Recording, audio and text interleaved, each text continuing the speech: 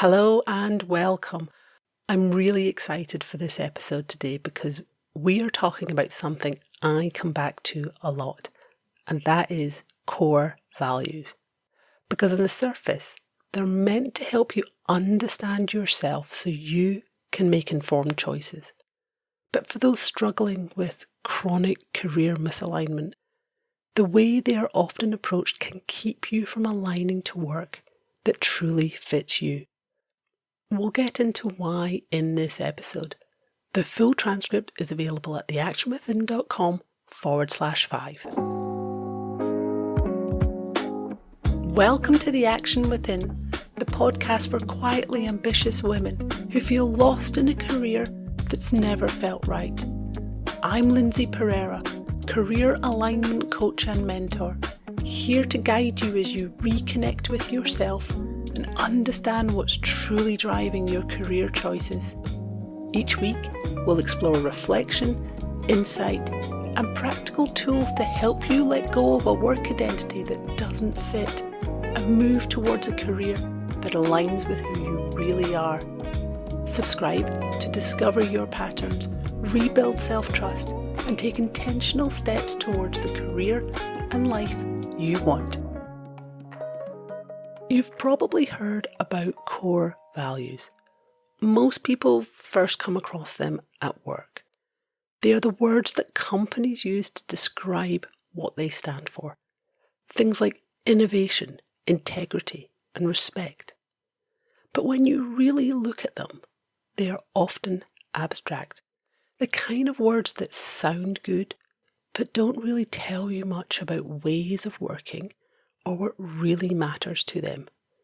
They could also belong to almost any company. Now, you might have even tried to define your own core values through a team exercise, a workshop, or even in your own time. Firstly, I want to be clear that core values do matter. They are not something you choose or create. They are already there. They shape how you see the world, what feels right to you, and how you naturally respond to people and situations. You might hear them described as principles or beliefs that guide your behaviour. But another way to think of them, and one that I find most useful, is as needs. Things that when they're met, you feel more like yourself, and when they're not met, you feel off, even if you can't immediately explain why.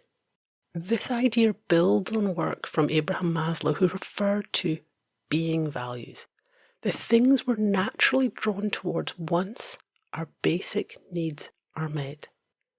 And this is where it becomes really important, because when your work consistently clashes with those needs, it's not just uncomfortable. It shows up in your behaviour, your decisions, and even the energy you bring to your day. The alternative is also true. When those deep driver needs are met, even if the work isn't quite right for you, it can make leaving harder than you think. The traditional approach to identify core values is innocent enough. You're given a list of words such as authenticity, courage, independence, and harmony. You spend a bit of time reflecting, and then you choose the ones you most feel drawn to. And those selected become your core values, the ones that are meant to guide your decisions and move you forward. And it feels good. You end up with a list of positive words that say something about who you are. You're authentic. You're kind. But if you're really honest, that's not how you're actually showing up right now. You're not showing up authentically in the work you're doing. And you're probably not being kind to yourself either, with the hours you're working and what you're expecting of yourself. On paper, it all looks right. But this doesn't match your reality. So what's going on? How do core values help you in the conflicting context you are in. This is where the gap starts to show. The traditional approach only works at the surface. It gives you words, but it doesn't explain your behaviour. It doesn't help you understand why you keep overworking, why you stay in something that doesn't feel right, or why you keep making the same choices. This is the important part. You can know what matters to you, but still feel completely stuck. Now, this doesn't mean the traditional exercise is wrong. What you've self-identified is aspirational values. These are things you want in your life to feel more of, and the ways you want to show up. And that's incredibly useful because it gives you a sense of direction, but it doesn't tell you how to get there. There's another way to think of values that doesn't get talked about as much. Some psychologists and behavioural experts describe a second layer, the drivers behind your behaviour. These sit separately from the values you want to live by. They are the ones already shaping how you act. I find drivers a much more useful way of thinking about values because it explains what is happening underneath. These are the things that influence your decisions, your reactions, and the patterns you find yourself repeating. And most of the time, they're operating unconsciously. When they're being met, you act almost without thinking. But when they're not, something starts to feel off. For example, if one of your drivers is trust and you're in an environment where trust between leaders or teams just isn't there, it becomes much harder to stay. You start to feel the gap, and you'll naturally look for ways to fill it in your work or outside of it. But on the flip side, if that same role provides a fulfillment of trust, you might find yourself staying, even if the work itself is not fulfilling and doesn't really fit you. And that's the part that gets missed.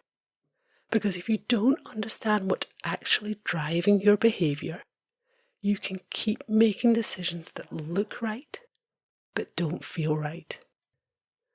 And that is often why nothing really changes. Identifying your drivers is powerful because your actions start to make sense. You can see why you've made certain decisions, why you've stayed longer than you wanted to, and why you keep pushing yourself in the way that you do. And from there, you have more choice in how you respond. You're not just reacting. You can start to work with what really drives you.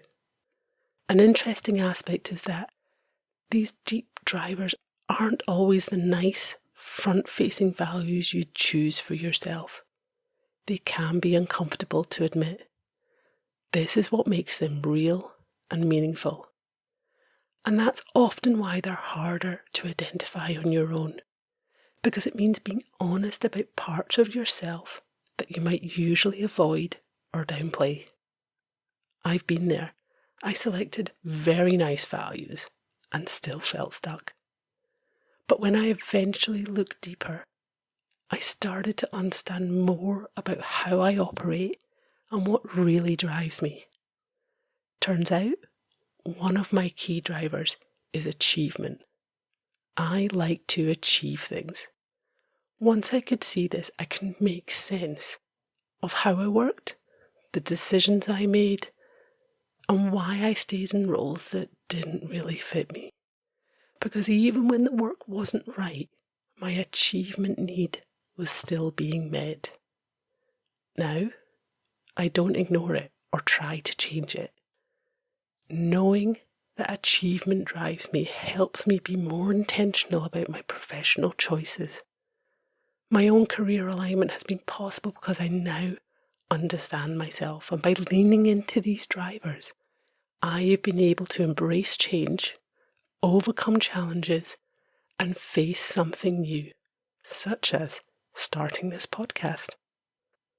So here you are, You want to find release from a professional context that doesn't fit you.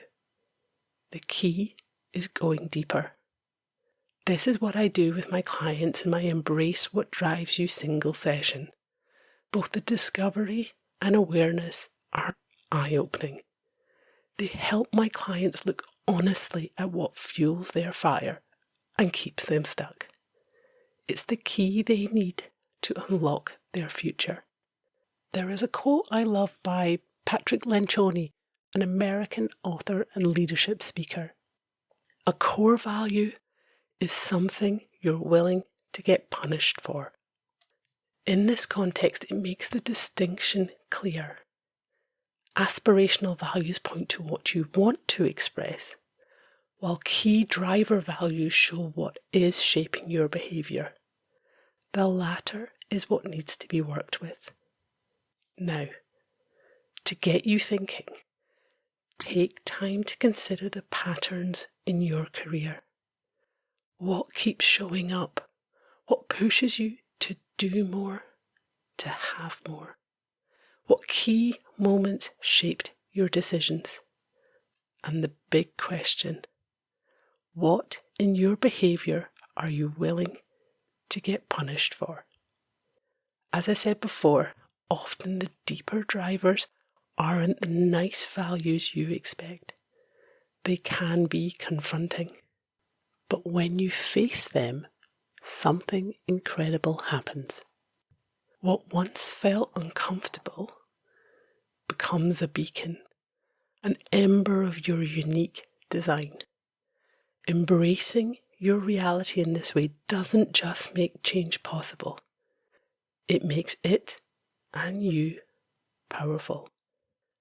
This has been a heavy episode, but I hope it encourages you to look beneath the layers and find the real fuel to your fire so you can harness it to achieve what you want.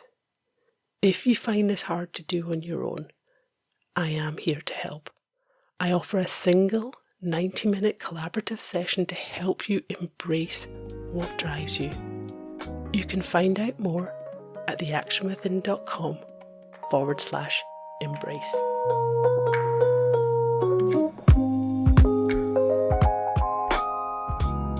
Thank you for listening to The Action Within. I hope today's reflections help you see yourself more clearly and give you the awareness to move forward with intention.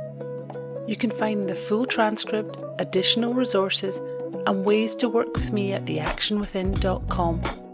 If this episode resonated, please share it with other women who feel lost in their work. Trust yourself, choose yourself.